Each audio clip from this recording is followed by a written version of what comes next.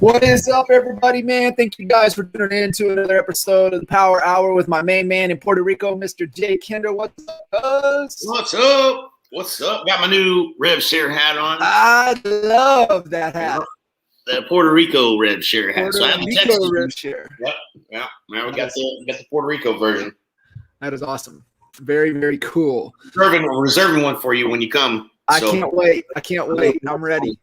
Locking in those dates. I'm ready.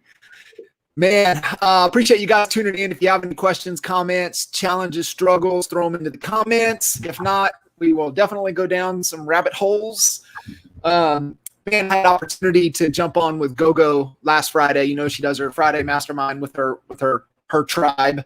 Right. And it was really, really good. And we got, some book recommendations, some really good questions. And she hit me up saying, hey, which one did you recommend? I think there was a mindset, whatever. And I was like, man, yeah, you can't go wrong with Goggins, Can't Hurt Me, right? And so we were talking about that. Well, that's definitely one of the best, no doubt. One of the best. Well, she messaged me this morning and said, have you read this book? And it was Outwitting the Devil. Yeah, that's a good one. And she's going down that rabbit hole, right? She's all fired up, right? She was messaging me like all the things. I can't believe this was released. Why, there was more to the story. Why it was. I couldn't believe he would think it would be too controversial. She's all lit up with it. So. Right, yeah, and it's so good on Audible too. She was reading it. And I was like, man, you got to listen to it. It gets creepy because the different voice changes with, the different speakers, and she was throwing some nuggets that I had forgotten about. I was like, oh God, that's so good. It's definitely worth listening to again. Outwitting the Devil. It's good stuff. How's Puerto Rico? Dude, Puerto Rico's great, man. I just got back from Scottsdale too. So Scottsdale was off of the chain. Yeah, it was a great event, man. I mean, it honestly, finally, first time in almost 2 years, feels like we're back to doing events. You know what I'm saying? Like, while we were there, the Marriott had they had their wear your face covering everywhere signs. But they stopped enforcing it. So Marriott said, you can stop with the enforcement of that. And that news kind of trickled down when we heard about it. We're like, hell yeah. Yeah, it's so good. I do have a question. I want to know, and for everybody listening in, where your inspiration for your stage attire came from. It was epic, by the way. Yeah. Yeah, I mean, like, I honestly am trying really hard not to wear anything but a swimsuit every single day. So, I love you. partially inspired by that. And, of course, I had to get Gov's approval. I was like, hey, man, I ain't trying to really dress up for this thing. Like, is it cool if I just wear my swimsuit? And he's like, I don't care what you wear. Do whatever. And went barefooted, just it was a little Frank Kern, if you remember from Mass Control, his product called Mass Control, he broke down the video where he went on stage barefooted and why he did it. And so there was a little bit of strategy behind that. What about that epic pic that Michelle got from behind the stage? Man, she is by far one of the, first of all, you can tell someone who really loves what they do. And from a videographer standpoint, she's always thinking about that footage here or that little thing there. And it's hard to find people like that, but she's amazing. She is amazing. And, her story, did Holly tell you did you watch, she's got a movie about her. Did Holly tell you? Blew our minds. Like at dinner, Holly had mentioned and said, hey, she's going to have to tell you about the time, about the fact that she had a movie made after her. And we're like, what? A movie made after? Normal people don't have movies made after her. That's not just casual conversation. I was like, all right, we're ready for the story about, and unbelievable. Yeah. Crazy. Yeah, it is so cool. I'm so glad that we've got her kind of in our circle and being able to. I know she's going to capture some amazing content. She did there for you guys. We're going to keep using her. She's coming to St. Thomas, so really looking forward to that. Had a great conversation with the Fosters this morning. We were kind of talking through what we had our meeting about yesterday, kind of the event style. So if you guys have thinking about on the fence of coming to St. Thomas, you haven't got your tickets, get your tickets. We're limited space.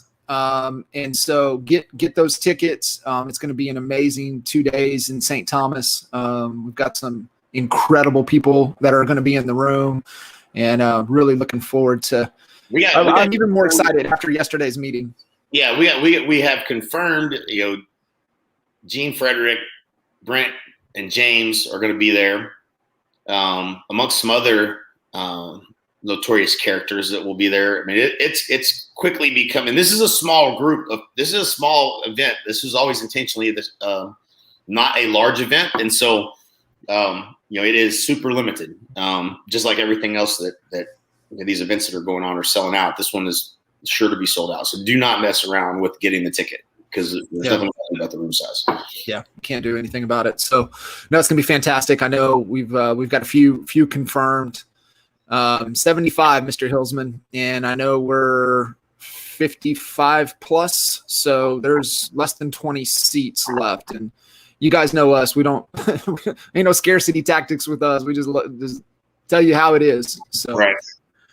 Nolly, what's up, man?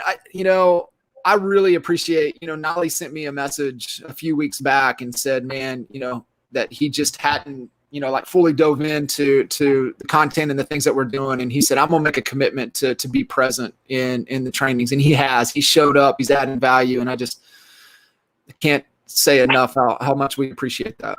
Yeah, man, that means a lot. And I think, one of the takeaways and just, getting to big events like that and getting around a lot of really smart individuals is that, what all could we be doing differently? How could we be creating more value for the group? And, we have such a damn badass group. It's not like everybody else in EXP. And, we probably can do more for the agents that are partnering with us. And so, what would that look like? And, we could do, 4 days out of 5, we could have different topics with different, top people in the industry leading them, and really beef up the additional value proposition to, partnering with all of us at EXP. And so just, some good discussion around all that. And I'm excited to, continue to iterate on how do we add more value, which is what we do best. Yes, sir. Chip, I just put the dates up there, KimberlyStasic.com, September the 27th and 28th in St. Thomas. That's there. So, because I don't know if you know this, but you need to make sure. So LinkedIn now has to where you can stream live to LinkedIn, and it's just a simple application. So you just LinkedIn streaming, submit the application, 24 hours, they usually approve it. And then you can link your StreamYard to LinkedIn. So that's Chip's tuning in from LinkedIn. So it's kind of cool that we get to stream into there these days. That is cool. I knew that they had beta tested it or whatever, and I never really I did the application, but I need to, because that's a no-brainer. I think there's like 12,000 connections there. You got a lot. You got to take advantage of it. Pumping message out. Hey, what? So Wally's question. Any thoughts around moratoriums coming to an end? I don't know if you saw his question there. Yeah, I did. It's speculation. I don't know. This administration has been really good at kicking the can down the road. That's pretty much all they've done so far. Are they gonna let it happen? Are they gonna do something that's gonna be unprecedented? Is really kind of the question. I just don't know. I have no idea I don't know. I don't know that I've had anybody that I've seen has an opinion on what they think is going to be, what they think they're going to do. Even, I follow a lot of these guys on YouTube and stuff, and I haven't seen anybody come out with like, here's what's going to happen, right? Like, but maybe I should start researching more. It's a good question. It's a good question.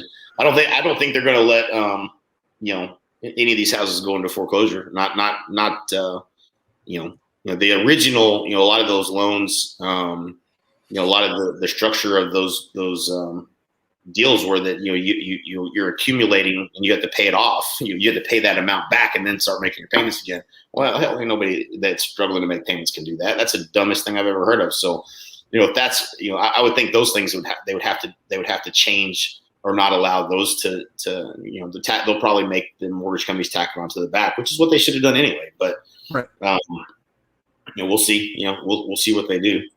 I know one thing, it wouldn't hurt to have some additional inventory one way or another. That is for sure. It is definitely a challenge. And what's, I will say, cuz what's been really cool, our whole thought process over the years is, man, you gotta be listing focus. And what's happened is that we're seeing a lot of the agents that resisted that for so long that, we're just still riding the Zillow train and riding, paying for all the leads and just, I'm going to work the buyers. They're finally to a point to where they're like, all right, I submit, right. And mentally making the shift to commit to the listing side. So it's been cool from the coaching angle to see them finally, those that have resisted so long to developing the skill set, to go after listings and just being a listing first organization.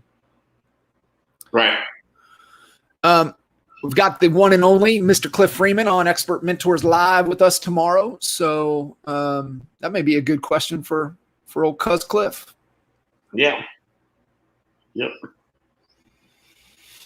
Yeah, I'm excited to have him on. One of the things that really want him to get into, and it's kind of even the topic of the call, is really around the whole thought process of how to better structure yourself since you're at EXP, right? The creation and how to you're creating new revenue streams for yourself that you've probably never had in your business.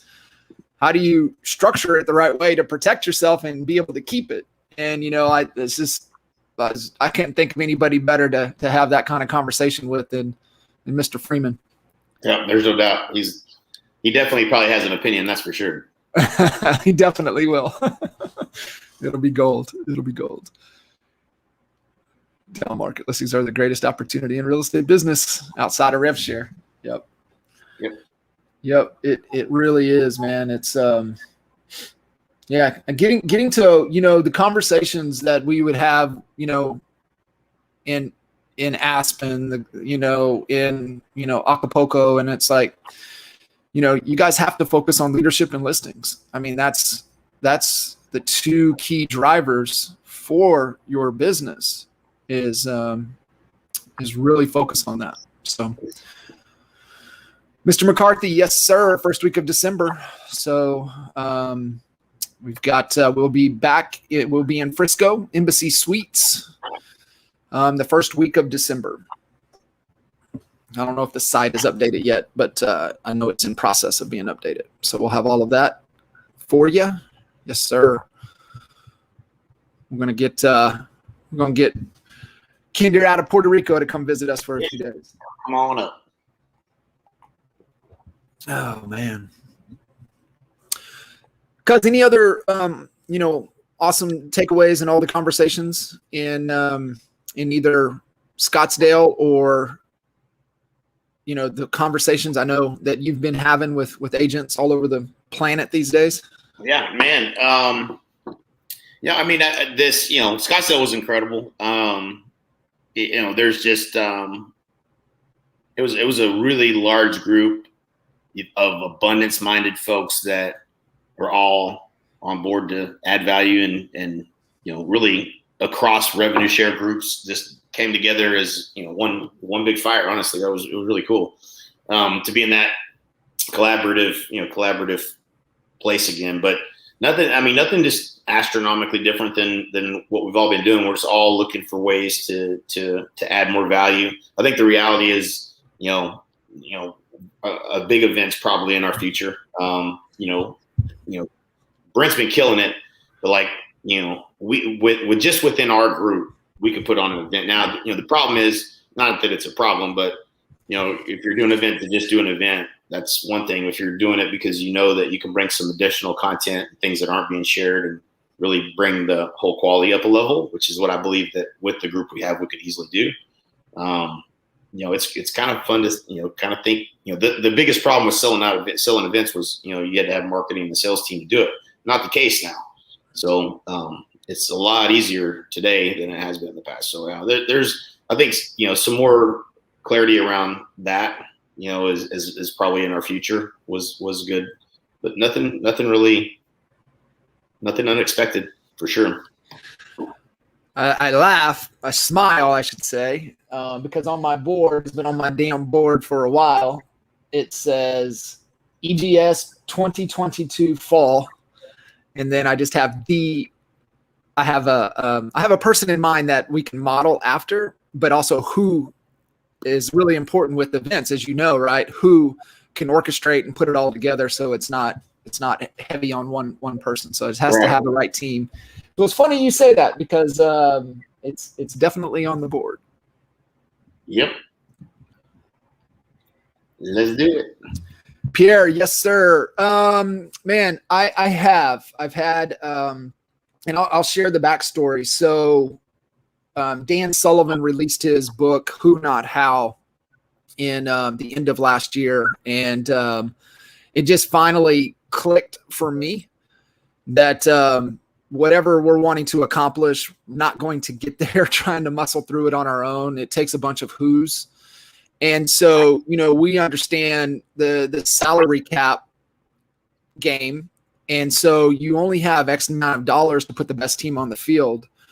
And I've played golf 3 times. This Father's Day will be 2 years. I've played golf 3 times in that 2-year time frame. One of the times I got to play with our good friend Nick Good here in Dallas. And Nick was just telling me the shift that he's having in his model, and that he is transitioning 100% administrative to the virtual side of things.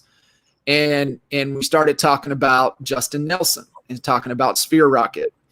And so I kind of thought through that. And after reading Who Not How, I just messaged Justin right away. And I said, hey, I don't know if this exists. Is this even possible? And he said, hey, let's jump on a call. And he was some island somewhere. That guy, he bounces around more than anybody I know. And he said, here's what we can find, and here's what they will have to learn. And are you okay with that? I was like, hell yeah. Thank you for being honest with me. Let's go. And we pulled the trigger. We found just a killer hire. She's amazing. And she does all of our marketing back-end creation. You can see some of her work at hollykitchens.com. I mean, you can just see the stuff that she's doing, and she's building, and a bunch of stuff on the backside that was real heavy on either Holly or, I ain't going to figure that shit out. So it was like it ain't ever happening if it's going to be on me. Yeah. And so we went that route and had great success. I needed some help, coordinating calls, coordinating things, getting people on expert mentors, on coffee and coach. It's a lot. It's heavy. It's chasing people around, getting that stuff. So we pulled the trigger on another hire. And then during that time, I had another one that was just there. And I was like, I think you'd be great. I don't know what I'm going to have you do, but you'd be great for now. Come on. And so they've been fantastic. I can't say enough about them. As far as the EXP side of things goes, Pierre, so one thing with Sphere Rocket, where they're different from other VA companies out of the Philippines, is that they are a headhunting and talent scout, that they go find talent for what you're looking for, but they are also a training organization. They have systems and processes, bulletproofed training to not only train your VA, but also train you on how to lead your VA. And so, I mean, it's worth having a conversation with Justin and his team and telling them what your problem and what you're trying to solve, and they can help. They can help. And, what I love is that we've got 3 people and it's within our salary cap, mine and Holly's salary cap. And it's not, pushing us out of the salary cap. Yeah. That's the biggest thing. That's the holy grail right there. Yeah. It's all about people. And, man, cause I started listening to, I'm going, it's just fresh. And it's, he was on Gary's podcast. He was the former CEO of Best Buy, and he led the whole Best Buy turnaround over the last 8 years. And, Hubert, Jolet, and, it's called The Heart of Business. And it just resonates with our philosophy and our thinking on how, just organizations and people centric, and just, I don't know, it just resonates with who we are at our core. And so I'll keep you guys up to date as I get through it. It's just in the beginning, talking about purpose, why we work. And he went back and just broke down all of the misconceptions. And that's what, think about it, what Dan Sullivan talks about, who, not how. He talks about, the generations before us, how prideful it was for you to do everything. Right. And it's like that it's just a false belief. And, I always loved sharing your story. Most people don't know that, Jay had 3 admins before he hired his first buyer's agent. This will be good. This will be good context for everybody listening in. So go back through that process. I know we laugh and joke, why you did it, but go back through, and then what would you do differently if you were back in the same situation, knowing what you know now? As far as which part? With people. So, you had 3 admins before you brought Reedy in.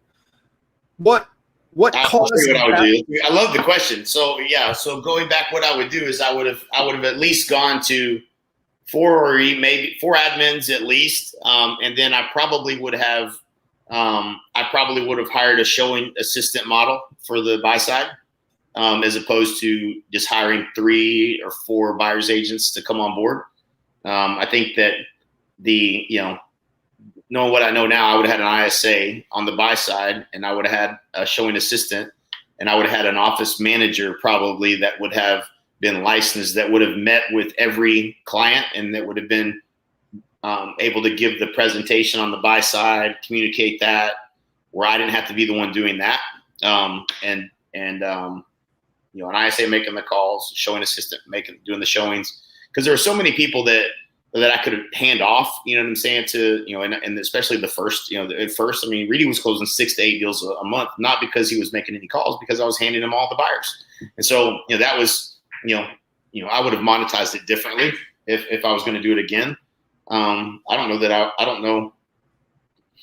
would have had, very many buyer's agents ever. Share with everybody what you had the admins doing. And definitely I wasn't as efficient. I think there's a lot more efficiency today you can gain. Justin Nelson, right? Yeah. With him and with there's another tool that's out there, another company that's out there that's making transaction management a lot more efficient in terms of the scale of that. But I had 2 transaction coordinators at the time. One person that was a receptionist and kind of a catch-all, and then more of a listing coordinator. So it kind of, your first hire, it's, one person that does kind of everything that you might need. And then, it starts to morph into a need for someone clearly helping with transaction to close. And then someone clearly helping with, the entering of listings and some of that work and the managing of the photography and this and that and the other, all of that part of the work. And so, that those things kind of became 2 distinctive positions pretty quickly, because in the process of, putting, calling buyers to all the way to taking them to close, there's a lot of things you can delegate. All the way down to having somebody put together the contract, and you call and say, hey, I need a contract put in. Here's all the criteria, and have someone, whip that out and send it out to the agent. There's just so much that you do that, you don't really truly change the outcome in. And so, I would be breaking down those processes and hiring people to follow them. And yeah, that would be what I would do. Keeping more of the margin, and we drive that margin up. Yeah. Yeah. And I think too, even like even with Justin and what they can find and do, Nick's finding callers. Nick's, it's just cool to see, in a big market, like what he's, putting together. And we would do the same thing in a small market. So it really is. I think that's one of the things that we've learned over the years. The things that we do and we focused on were principle-based to work in any market. It didn't matter. Right. So no, I think it's absolute gold. We've had this conversation, quite a few times and throughout events and just with clients, but yeah, keeping as much of that dollar as long as you possibly can and just creating the leverage around you. No doubt. Yep. Man, how's the card game? Do you got through opening up some boxes, or you still got a bunch of boxes? Man, I don't know what I have. I have a lot still. That's all. I got everything kind of put up.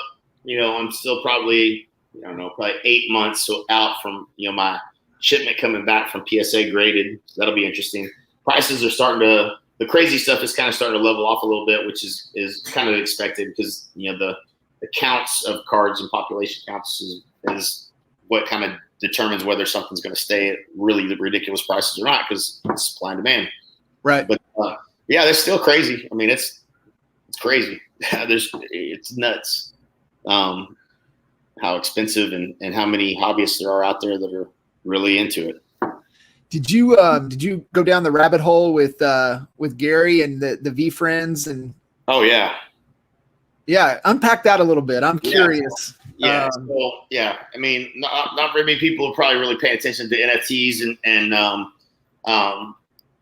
yeah, there's you can your smart contracts, and this is primarily like an Ethereum thing as far as cryptocurrency, but it allows you to do smart contracts. So you can sell like Gary's selling these V friends a certain number of coins that when if you could build a royalty in, and he uses the example of a pizza shop that say you create these coins and you have one coin that's free pizza, and let's say that person buys this coin for, maybe they buy it for $5,000, right? And then they decide they're tired of eating pizza, or they move somewhere or what else, and they want to sell that free pizza coin. They can sell it, and there can be a royalty built into the smart contract that every time that coin sells, you get paid. All right, so the kind of shit that's going to happen because of smart contracts is going to blow people's minds. And he was breaking down, and I think Gary does as good a job of seeing the future as anybody I've ever seen. In the way he explains what it's going to be like. When he explained, we're going to have coin wallets with coins, no different than you have all your social accounts today. Your social accounts of the future you're going to have these coins, these NFT coins in your wallet that are really going to be kind of depictive of your personality and all the things that you're invested in and a collection of really who you are, and it was pretty fascinating to think about, because he's absolutely spot on, because people are already doing it. But the way that will become more public and the way things change hands in the future will be different, and the way contracts are done in the future will be different. And it's pretty fascinating, man. It's I can tell you this, I'm paying real close attention to it, and looking at where can we apply this in real estate, right? Like that's the real thing. Yeah, share what your thoughts were. I know we were chatting last week with Al a little bit about how that could even be tied to real estate moving forward as well, right? In the smart contract. Well, let's say I can tell you right now, in this market today, if I tried to get somebody to sell me a house, they don't want to sell because the prices are going up so fast. So the people that own houses here got lots of money anyway, and so they're they don't really want to sell. They're kind of wait to see where it goes. But today, if they wanted to put together a smart contract and say, well, listen, every time this house sells, I want a royalty of 10%. And so if I bought the house at a little bit of a discount, but a 10% royalty off of every time it sells goes to the original owner, or maybe original builder, or whatever. The way that would be a significant. In the future, builders probably won't get paid once. They'll probably get paid every time that house sells from there until eternity if they want to.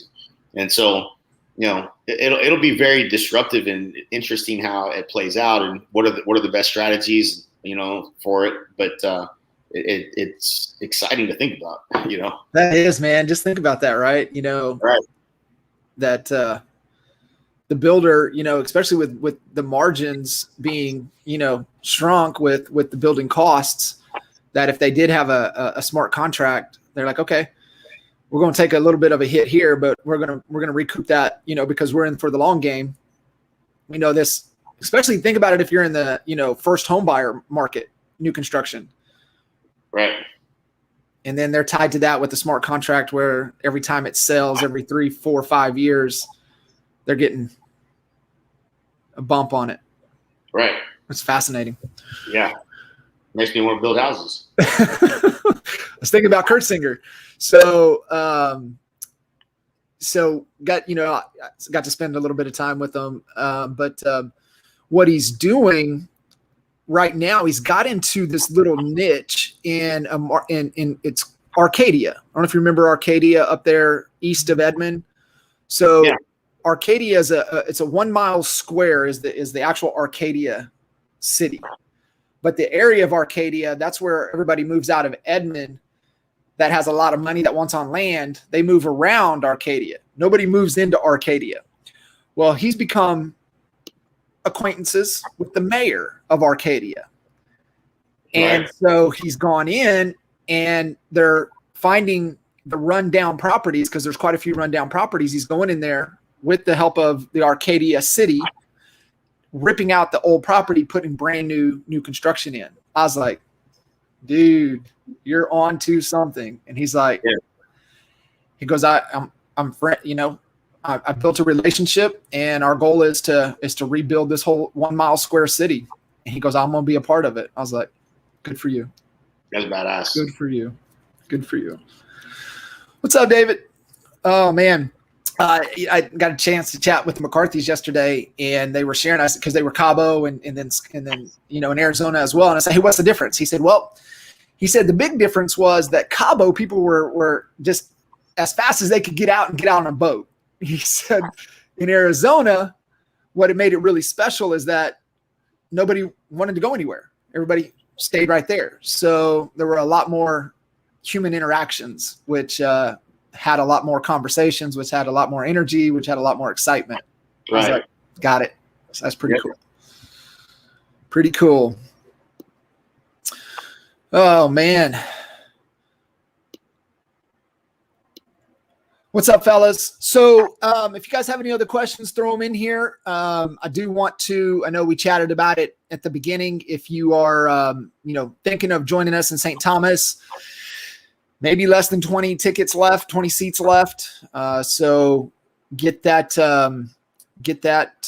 booked if you're going to make the trip. KinderReestasic.com. All of the details are there. As well as I know we are doing NAEA boot camp first week of December. Let me give you guys the dates. I want you to lock the calendars in because there's a lot of stuff about to start popping. It will be December 6th, 7th, and 8th, the first full week of December. That's kind of our home for that event. It's been in the calendar. We've got to be 10 years at least. When did we kick CHSA CHBA? Same year as Mastermind? Yep. 2012. Yeah. 2012. Yep. It's when I started coaching. 2012. What a fun conversation in Aspen after that event. That was cool. Right. I'll let me bring you up to speed real quick.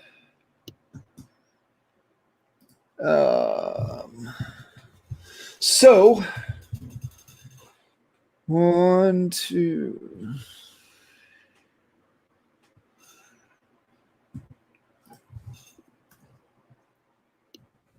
So as of yesterday, we are at 12,321 coaching calls. That's a lot. It is a lot. It is a lot. It is a lot. So, been fun. A fun ride. Cool. Anything that we want to that we didn't touch on that we want to touch on before we jump? I don't have anything. I would just say get ready for events, get your people to events.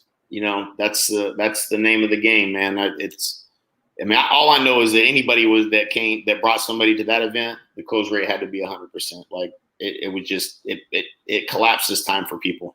So yeah. Events, commit to getting people to events. That is the game. It's been our experience, and it's still holding true. So especially now that people they're dying to get to them. Yeah. Been good. Awesome, cuz. Great chatting as always. Appreciate you guys tuning in. And if you guys need anything, feel free to reach out, and we'll catch you guys on the next episode. See ya. Peace.